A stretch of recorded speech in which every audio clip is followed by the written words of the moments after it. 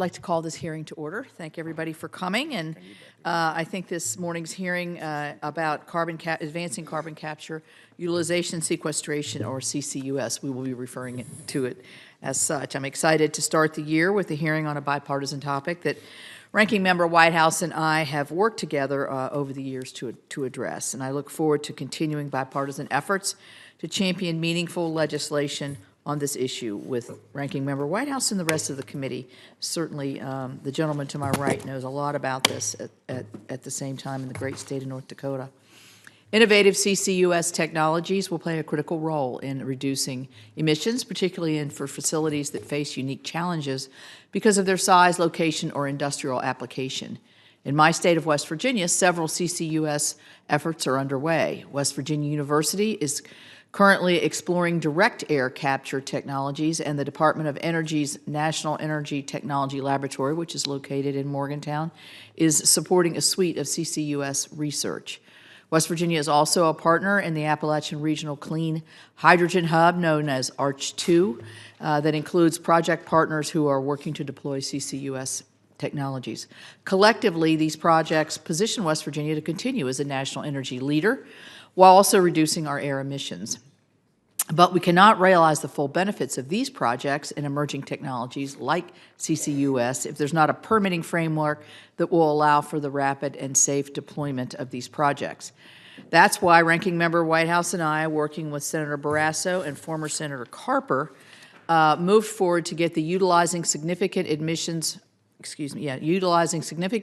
with Innovative Technologies Act, or the Use It Act, signed into law in December of 2020. This legislation was intended to ensure that carbon capture projects at all types of facilities can be permitted in a timely and efficient manner. Despite the progress made by the Use It Act, there have been significant problems with its implementation that have held back the deployment and the development of CCUS. First, while the Council on Environmental Quality, or CEQ, released a report in 2021 and subsequent interagency guidance for the deployment of CCUS in 2022 as the Use It Act required, the guidance failed to present a clear pathway to expedite permitting for these projects. Second, the law required at least 2 federal task forces be established to help identify challenges to and solutions for permitting these projects. The Department of Energy and CEQ missed the required 18-month deadline to establish these task forces. They were not chartered until April of 2024, more than twice as long as the Congress mandated in the Use It Act. The delay in standing up these task forces has hindered our progress in supporting CCUS, but at least they're finally working on recommendations to improve the permitting process. After the Use It Act, Congress and the EPW Committee worked in a bipartisan way to expedite carbon capture projects by including $25 million in the IIJA for the EPA to review and approve Class 6 well applications. The IIJA also included $50 million to help our states obtain primacy for permitting such Class 6 wells. This funding gave the EPA needed resources to clear its backlog of individual Class 6 applications and reduce the total number of applications that the EPA must review by granting states primacy.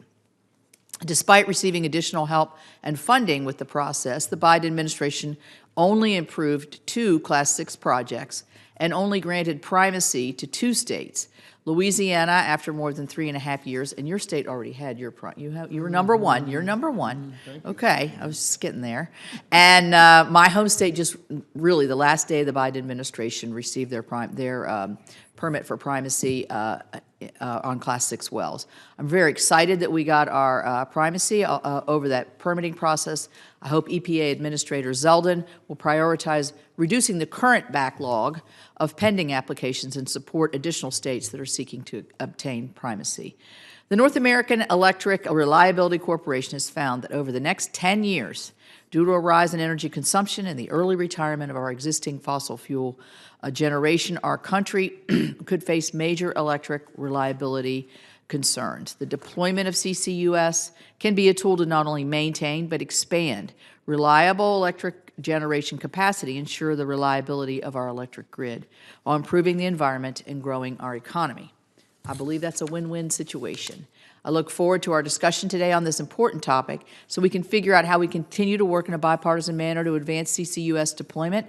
And I now recognize our ranking member, Whitehouse, for his opening statement.